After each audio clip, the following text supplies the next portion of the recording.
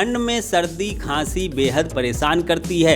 ऐसे में लौंग अदरक वाली चाय इस परेशानी का बेहतरीन इलाज हो सकता है। लौंग में एंटीसेप्टिक, एंटीवायरल और एंटी माइक्रोबियल गुण होते हैं जो सर्दी जुकाम और खांसी को दूर करने में मदद करते हैं। आप चाहें तो इसमें तुलसी के पत्ते, काली मिर्च भी मिलाकर इसे और असरदार बना सकते हैं।